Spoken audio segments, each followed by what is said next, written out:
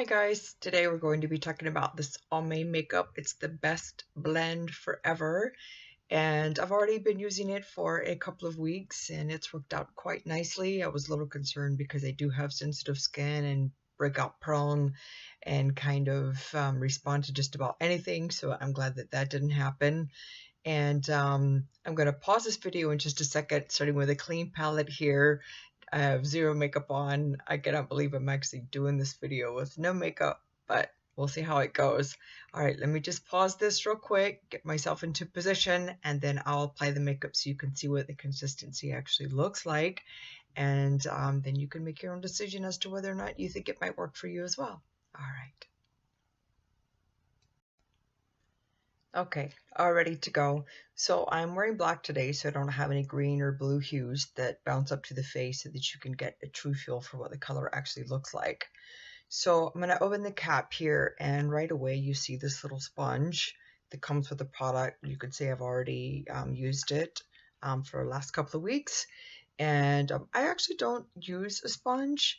My hands are clean, and as long as my hands are free of oil, I don't have any problems doing that. I know the best way for the professional to actually apply makeup is with one of the fancy sponges for best blending, and this is actually what they intend for you to do. I'm a little less comfortable doing that, so I just have to stick with what I know. And I'm going to squeeze a little bit out here so you can actually, I don't know if you can actually see the consistency there. That's actually probably going to be a lot here. Put it a little close. It's like a little nice whip. It's kind of between a cream and a mousse. It'll dry very quickly once it goes on, so we'll see how it goes. All right, so I'm going to just go towards here, looking towards my mirror.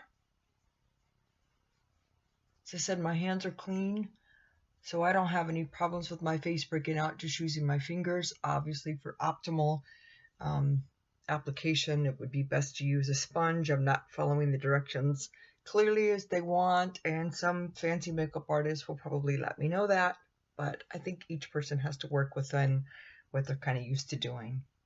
This makeup is for sensitive skin, and it's also hyperallergenic, so that's good for people like me who have often problem-prone skin and who break out regularly to just about anything that they put on their face, whether it's creams or makeup or whatever. Okay, so kind of get a little bit of an idea of kind of what it looks like, and you're getting a nice little side view there. When I looked at the colors online from the hues, a lot of the hues from the color palette actually looked a little pink, and that was a little disconcerting. I think for picking a color, I didn't feel like it was going to make it really easy. So I picked this neutral color, which is the 130, and it's actually worked out quite nice. I'm not applying any bronzers. A lot of times I use the Neutrogena bronzer that I just got, also from this program, or some other type of bronzer, but it's February, so slacking a little bit there. So this color is good for my face as of right now, without having applied any kind of bronzers.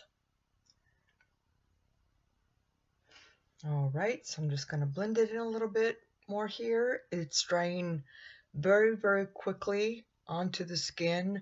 To me, it looks like it's kind of a matte coverage. There's no, you know how some foundations have that shine that seem to come through, that has that radiant look. This is not one of those. I actually like the matte finish. I like the radiant finish too, but since I have oily skin, sometimes I'm a little bit less prone to go for one of those colors or one of those types of foundations that seem to shine a little bit more, because I'm always kind of concerned about oil, like it looking like I have oily skin.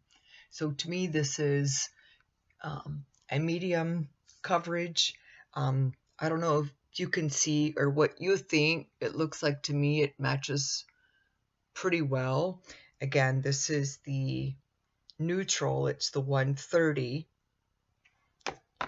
I normally would go for an ivory color, but again, since I mentioned that I don't use my bronzer as of right now because of February, then I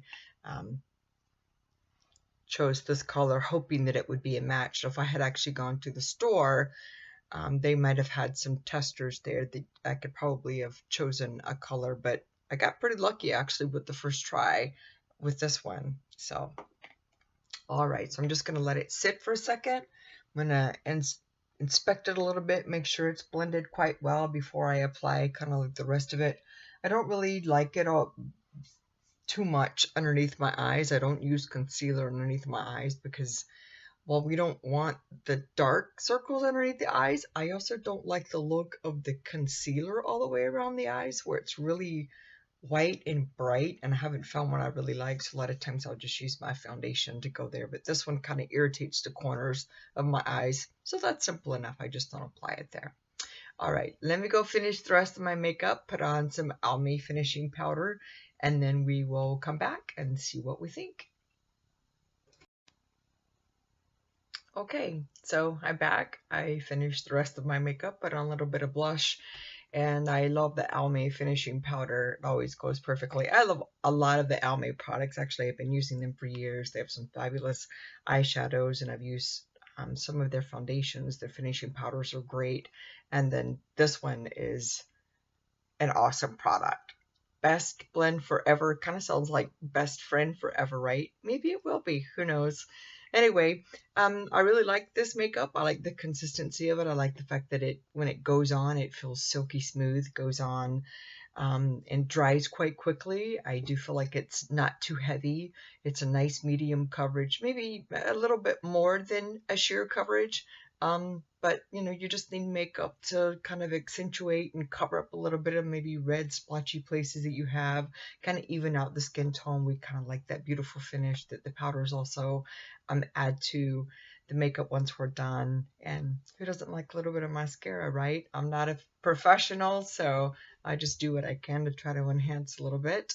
So hopefully this will be a product that you will actually be interested in trying for yourself. It is hypoallergenic, and it's great for sensitive skin.